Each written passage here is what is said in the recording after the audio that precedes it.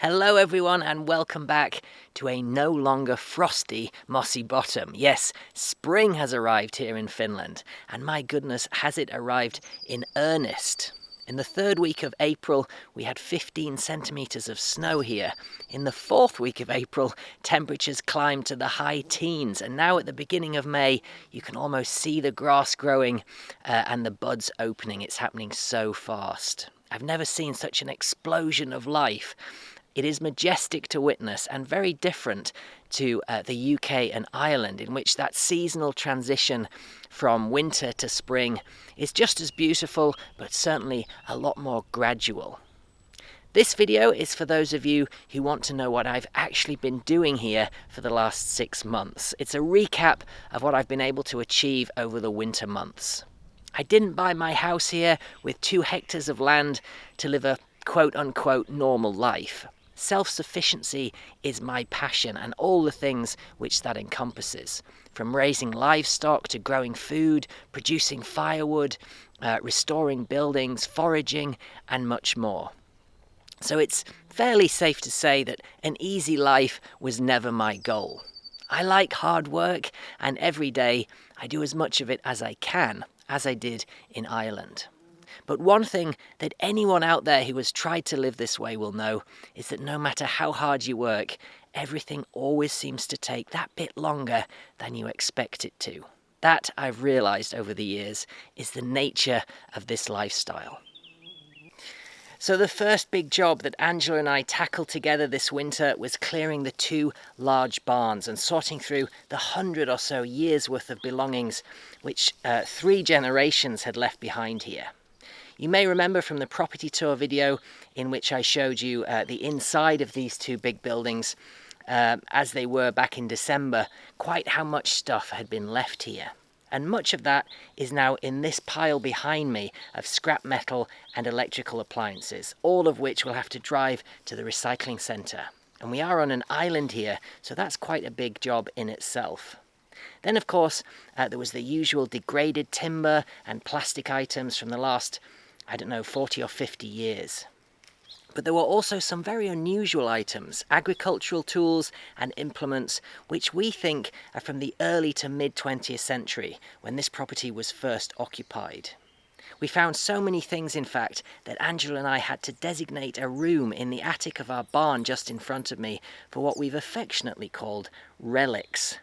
And I'm now planning to make a video dedicated to these curious items, in which hopefully you folks can help identify the things which are still a mystery to us, like this. It's about 4 meters long, with a very jagged, sharp, horseshoe-shaped prong on the end. Homemade, I think. Any ideas?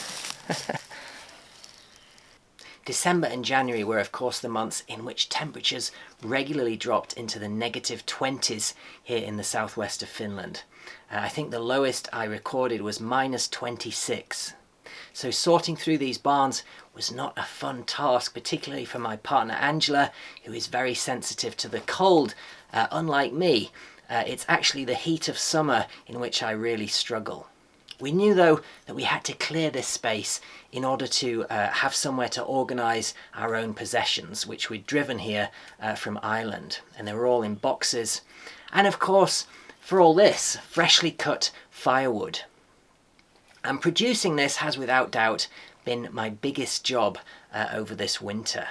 When we arrived in the autumn of 2023, we had to buy pre-seasoned firewood from our neighbours and then from friends of neighbours when our neighbours' supplies ran out, which we had to just store under a tarp near the house to keep the autumn rain off, knowing that by spring it would all be used anyway.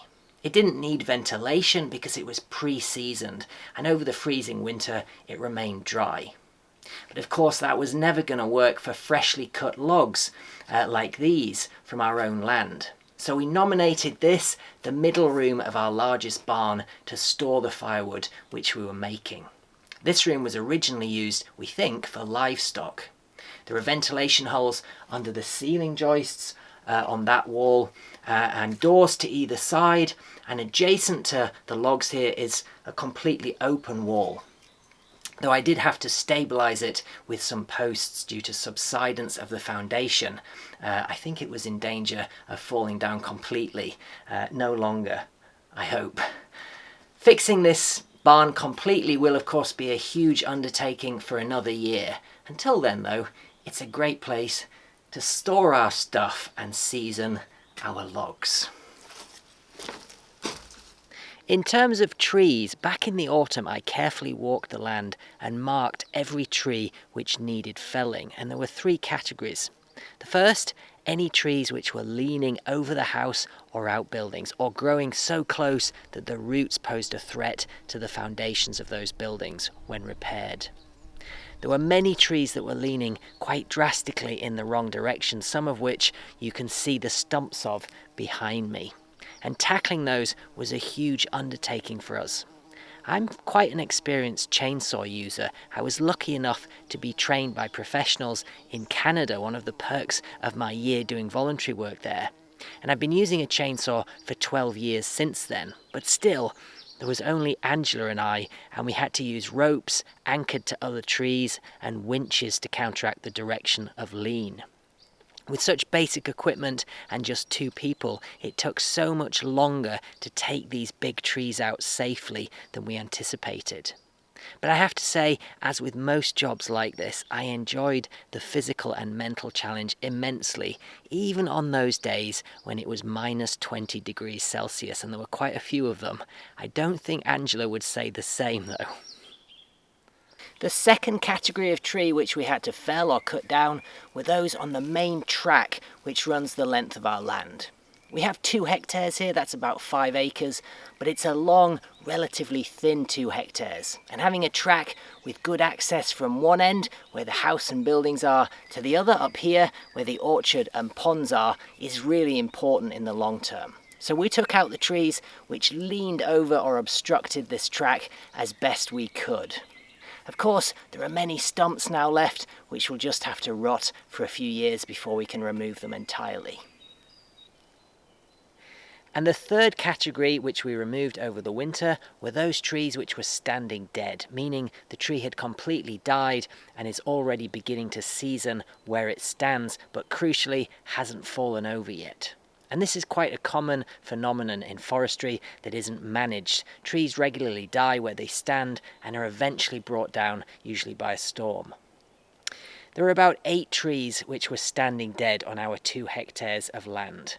And the great thing about firewood from those trees is that it's already partly seasoned, or even completely seasoned in some cases, which is why I saved those trees for last, so they're at the front of our firewood stack, ready to be burnt this winter, I hope. Of course, when a tree hits the ground, it becomes wet very quickly and is colonized by mycelium, fungi, bacteria, insects, and many other things. It begins to decay and rot back into the soil. Those trees are not useful for firewood, but they are fantastic for biodiversity. And we very much want to encourage that here at the new Mossy Bottom, just as I did in Ireland. All the fallen wood will be left in the forest, including the branches from the trees that I felled here and will fell in the future. This forest isn't just about producing firewood, it's a living, breathing ecosystem, which I think is the greatest treasure that we have at this property. Biodiversity is one of those words that gets overused in common parlance these days, rather like sustainability and permaculture. But what it really means in this context is more fungi, more plant species, more insects, birds and mammals that feed on them, a healthier forest which supports the land around it. Because birds fertilize soil, pollinators pollinate crops, predatory insects and mammals control pests, and of course this forest produces mushrooms, berries and other things which we can eat, as well as growing more trees, of course. It's full of saplings. So I don't see this as just a resource for my family, but something to carefully protect as well. So back to the firewood. The trees that we felled then had to be bucked, and bucking is the process of cutting them into splittable lengths. And for us, that meant 40 centimetres, about 16 inches, that being the ideal length for our 2 wood-burning stoves in the house. And that was all done by hand with the chainsaw.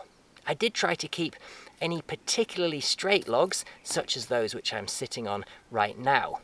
At least the ones that I could physically carry, because of course wet, long, heavy logs like this are incredibly hard to move around. Eventually I'll strip the bark off these with a draw knife, season them for a year or two, and then use them in roundwood construction projects and furniture making, which they're great for.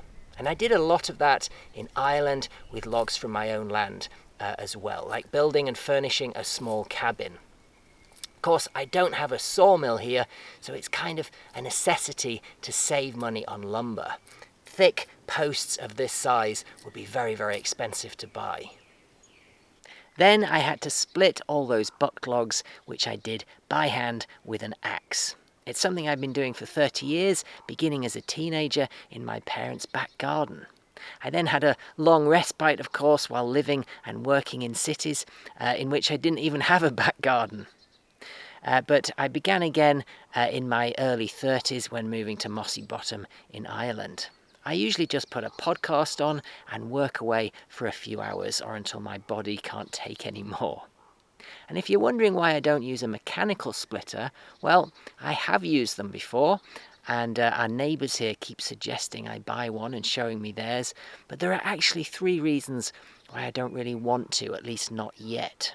The first, as I've mentioned, is that I really enjoy splitting logs by hand. It's a very satisfying workout.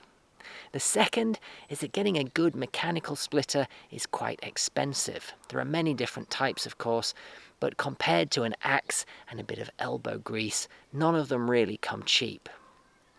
And the third reason is that despite what you might think, most mechanical splitters are actually a lot slower than splitting logs by hand, unless you get a really expensive one.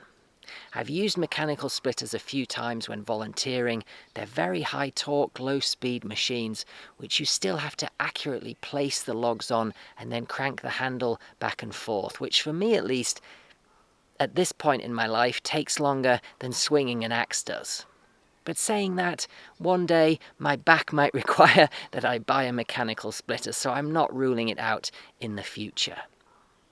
And yes, I do use a felling axe for splitting logs, which I know is sacrilegious in the log splitting community, but I've used countless splitting axes over the years, and I still own a few splitting axes myself, actually. Like this little one. I have a much bigger one in the barn. This one's very lightweight, admittedly. You can see that the muzzle, the end, opens up, designed to open out the logs as it penetrates them. But I just find that a felling axe allows me to work faster and more efficiently. It's long, thin, and quite light. This is my axe of choice these days for splitting logs. And if the wood sticks, which it very rarely does, then I just open it quickly with a sledgehammer. That's easy to do when you know how. It's particularly effective when it's cold and the logs are frozen, because they just split open so easily with one of these. If you've never used a felling axe for splitting logs and you're skeptical, I'm sure you are, then give it a try. You might be surprised at how fast you can work with one of these. So you may have noticed that I made 2 firewood stacks, one in the barn, which you've already seen, and one here, outside. The barn has 4 rows, each contains 2.7 cubic meters of split wood, giving us 10.8 cubic meters stacked inside. This outdoor stack behind me has 6 rows contained within 2 retaining walls, as you can see, also made of stacked logs. The whole structure is 6.5 meters long by 2 meters wide by 1.5 meters high on an elevated platform, so it has great ventilation underneath too. So here outside there's about 19.5 cubic meters of stacked logs, and that makes about 30 cubic meters in total, all from trees felled by Angela and I over a single winter, and that's something I'm quite proud of. I honestly did not expect it to be so much. And during that winter, which was the coldest for 20 years here in the southwest of Finland, according to Finnish News, we used 8 cubic meters of firewood to keep our house, which I think you can see behind me there, nice and warm. And that was with broken windows.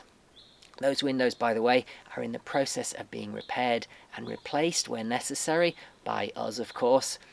So between the barn and the outdoor stack here, we should now have comfortably enough firewood to keep our little house nice and toasty warm for at least 3 years, maybe even 4.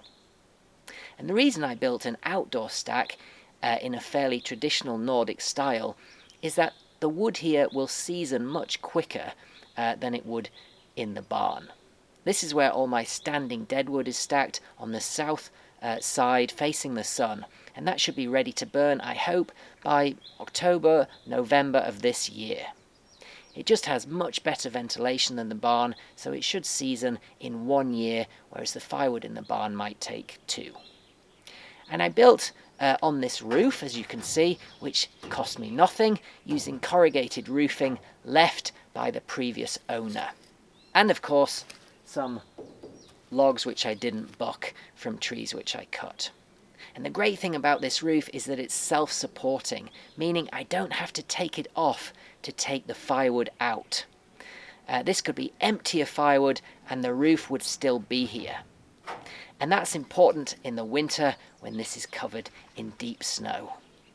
So between the tree felling, log bucking, firewood splitting, stacking and building, producing 30 cubic meters in total, most of my December, January and February disappeared, I'm afraid.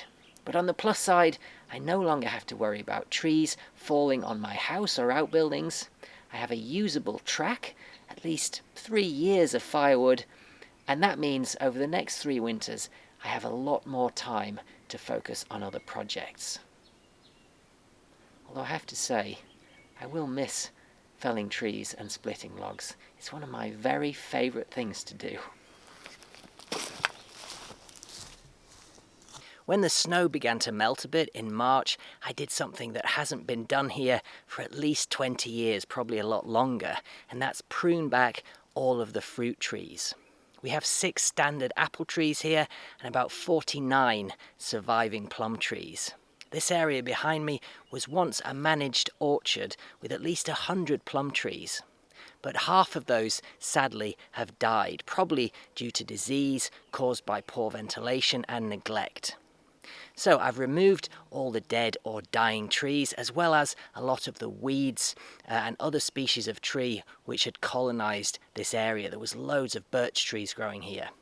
And then I've cut back the surviving plum trees so they're a more workable height. I really don't know at this stage if it's too late and they will still have to be replaced, or if by mulching the soil and restoring the deer fence, which you can see is broken around the perimeter, these trees might go on to produce a healthy crop again. One thing I will be doing is filling the spaces left in this orchard with young bare root trees next winter. And not just plum, but also pear, cherry, cobnut, and maybe even peach, if I can find a late flowering variety compatible with the Finnish climate. I'm not sure if that exists or not. One of those other projects, though, that I should now have time to work on. 5 of the 6 apple trees appear to be in great health. This one, sadly, is not, and I've no idea how old this is, but I would imagine quite old. I think you can see down there that the trunk is completely hollow, and it's being eaten alive by bracket fungi, which is never a good sign. I've read that you can cut back a maximum of 20% of tree growth in a single winter on a fruit tree like this, so we had to be very careful not to overdo it when we were pruning them. Thankfully, this tree has at least 1 more season left in it, as I think you can see from these new buds which are growing. Apple trees do seem to have a remarkable ability to cling on to life even when they seem dead. Of course, there have been lots of smaller jobs and projects over the winter too, like this bird table, which I made entirely from felled trees that I was cutting anyway, a post from the trunk of a birch tree, a table from a standing dead willow with willow branches to hold the seed in, very flexible, and a hanger from an apple branch that was nice and twisted and gnarled. I've also been kept very busy ploughing our road just in front of me, which is 190 metres long, so quite a task. If there's one thing I'd really love to save for and buy before next winter, it's a little second-hand ATV with a snowplow on the front to make this process quicker and less exhausting. Then there's Tuppence to walk, our dog, and of course Juno, our daughter, to keep entertained. So very busy. As for the house, well, we've done a lot of organising, fixing, filling gaps and cracks, taping windows, clearing the attic space, buying second-hand furniture, of course, all to make it livable, because it's our only home. This isn't a summer cottage. But we haven't done any major renovation work beyond that over the winter. And yes, I do intend to make video content inside the house when some of those projects, like the attic conversion, begin. Angela too has been kept incredibly busy, revising for her medical licensing exam, learning Finnish, which she's done a lot more of than I have, although I'm trying, entertaining Juno too, we both do a lot of that, and of course helping me when she can with work on the land. She also writes a monthly blog on our Patreon page, covering such subjects as her take on self-sufficiency, the houses and countries she's lived in throughout her life, our epic week-long journey from Ireland to Finland, that was a good one, and her hopes and dreams for 2024. So if you're interested in hearing a more behind-the-scenes take on our life here in Finland, then do consider joining us on Patreon. You'll find a link down in the description of this and every video. Now that spring is here, there are many new endeavours which I've finally been able to start working on in the last month. The first is cutting back the land on this 2-hectare plot, about half of which is meadow and grass. My aim is to turn much of that into pasture for chickens and other livestock, as well as, of course, growing area for my vegetables, which you may be able to see the beginning of behind me. I also need better access to the ground for landworks. There are quite major drainage problems in a few areas which I need to resolve, which is going to be a huge job this summer. There's so much to do. I've also been building something under the house in the last few weeks. Yes, you heard me right. Building something under the house, because this house has a very small basement, and in that basement I have created something which I will be showing you in great detail, I promise, in the next video. And if you want to know what that is, well, here's a clue. That video will be all about growing food, something which people keep telling me is not going to be possible at 60 degrees latitude with such short growing seasons.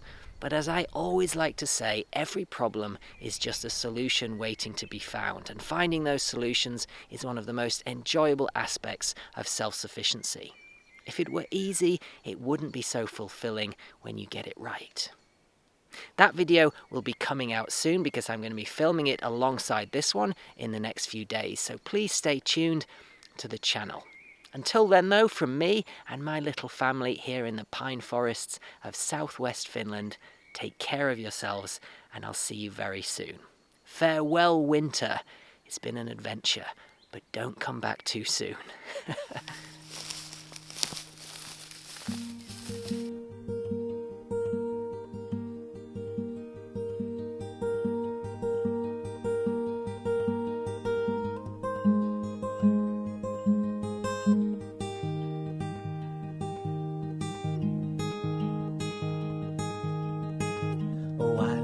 Born in a Quaker town where folks worked good and hard for the ones they loved and got above. Each day they punched their card, and when evening came back home again, they'd rest a while and say, "'Tis a hard old life, but for kids and wife we'll work as another day." When the sun rose low, back to work they'd go, singing on their way. job and home to call our own. We'll work as another day. Oh,